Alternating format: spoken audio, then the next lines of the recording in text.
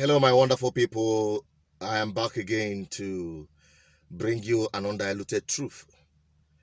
The recent happening in Anambra State, which is similarly what is happening across Igbo land, is quite unfortunate. It's about the traditional rulers institution. Like I said earlier on my previous video, that traditional kingship in Igbo land is a product of colonization, an institution of oppression historically. And I have proven that beyond every reasonable doubt in my previous video. You can watch it. The link will be popping up there.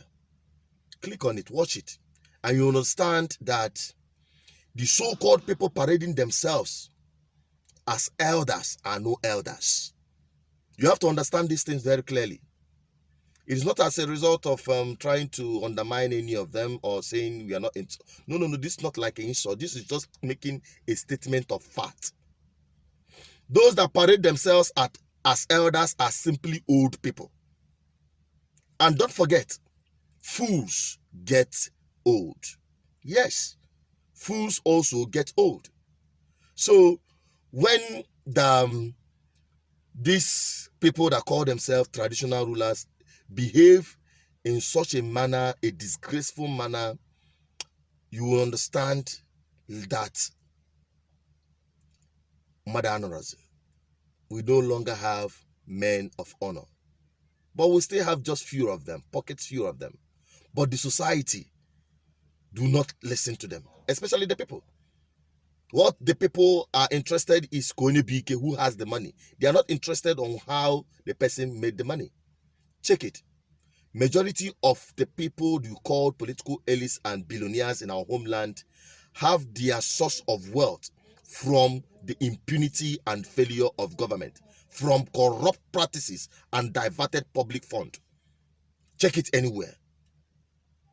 It's either is a patronage or is either the person has the patronage of the government of impunity or he's part of the people diverting directly the public fund. And these are the kind of people that emerge as our leaders, politically and traditionally, even religiously. It's quite unfortunate. The recent altercation of by the traditional rulers against the governor of Anambra State, the suspension and the involvement of this man called Advert. Now, that is the one that really catches my attention. I believe you have heard or seen this news. Traditional rulers from Anambra State have expressed appreciation to President Muhammadu Buhari for his genuine commitment to the development of the country, particularly the southeast. The monarchs, who were led to the State House by Prince Arthur Eze, were received by the Chief of Staff to the President, Professor Ibrahim Gambari. State House correspondent Adam Musambu reports. The royal fathers described as fulfilling and reassuring that landmark projects like the second Niger Bridge project, hitherto presented as an impossible task by previous administrations, is now becoming a reality under President Buhari's keen watch. They also listed the Enugu-Onisha and Enugu-Port Harcourt expressways, amongst others, as critical infrastructure projects receiving government's desired attention. The people of the Southeast, Chief Arthur Eze emphasized, never had it so good and are indeed grateful to the Buhari presidency. The delegation also lauded the president for appointing Igbo sons and daughters into key government positions, saying, as custodians of the heritage of the people, they felt it was incumbent on them to come and say thank you on behalf of everyone in the area.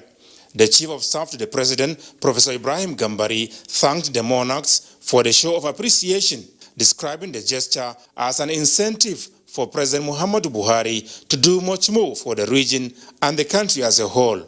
Now, these men, after they have collected huge amount of money, which I believe some of you have seen,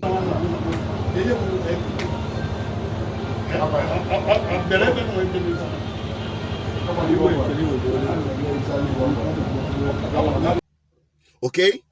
After collecting this money, what do? They gather themselves to go and sing praises to the man in Aso Rock, which I know, or which we have seen that they were humiliated. They weren't even allowed to see the Mr. President they went to see.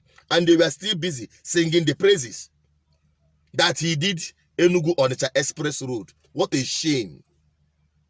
What a shame. Enugu Onitsha Express Road, let me ask Ato Eze as a person. You are an engineer. Thank God. Can you boldly travel from your homeland, your hometown, to Enugu where you have your house? Can you travel Enugu Onitsha from Enugu Onitsha Expressway from Nkpo to Enugu without diverting to another death trap called road that is called Old Road? We are seeing it. It is impossible. It has taken them over the years to construct common road, ordinary road,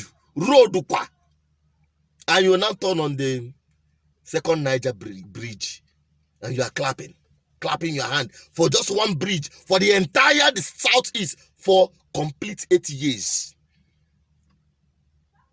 and you are clapping. There is something fundamentally wrong with these people. That is why we say some of these people, they don't qualify to be elders. They are not our elders, and I'll prove it to you. Now, some of you may not know the meaning of elders. Like I said, every foolish person grows old.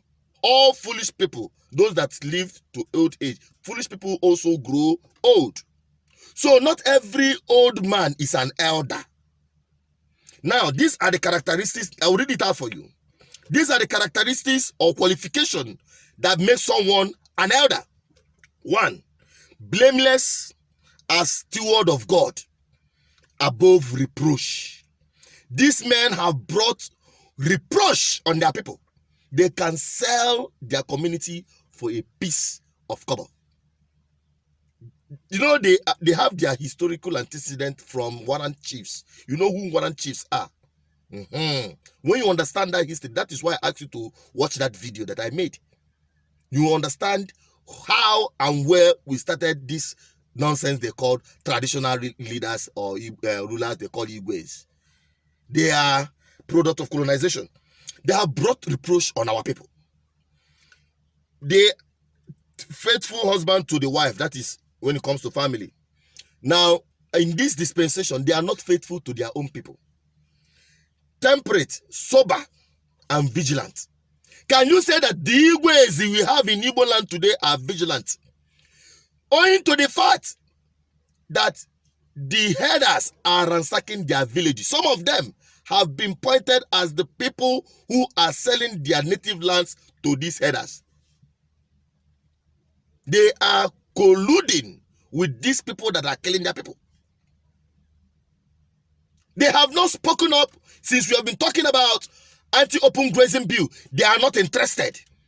They are not echoing their voice. When they went to Abuja, they didn't go to Abuja to tell Buhari that herders are killing our people, destroying our farmlands, and our children, our people are starving as a result of that. Now we are faced with food crisis. No, they will not do that. They are going to precinct somebody that have not even completed the project. We'll continue. Sober-minded and prudent. Will you say that your Igwes, those you consider elders in Igbo land, possess these characteristics? No. Of good behavior, orderly and respectable. Now, that money you see them sharing, thank God it has been brought to them. We know they have been doing that, but for them to now rub it on our faces, that is the highest reproach. That is the highest. That is the highest insult that we as a people can receive. You are elders, given to hospitalities, able to teach. Now, this is what they teach our young people. It has been, it's not today. You bring the highest money, they give you the title. Title in Igbo land is no longer merit. No, it's no longer about your service to your community. No, it's about how much you have and how much you are ready to give to your Ndigwe to buy any title. They are not giving to wine. Go and see them. You will understand this very last one. Even drunks are better than them. Now, so I take conclude this one. Oh. Make nobody talk say I insult your old people that has the old fools, the fools that has grown old, that parade themselves as elders. They are direct opposite of what an elder should be. I'm not saying that you should insult your fathers and your mothers, but we are here to tell them the truth. If this thing pains them, if it hits them to their marrow, let them change and stop bringing reproach on our people. I rest my case. Thank you. I'm Asuchined Peters, the voice of the people, the voice of God, the voice of our ancestors. Our ancestors are speaking through me, and our people should listen. Keep sharing this message. Let it trickle down to everyone. Keep liking, and let me have your comments. Let the discussion continue. Stay safe. I'm signing out.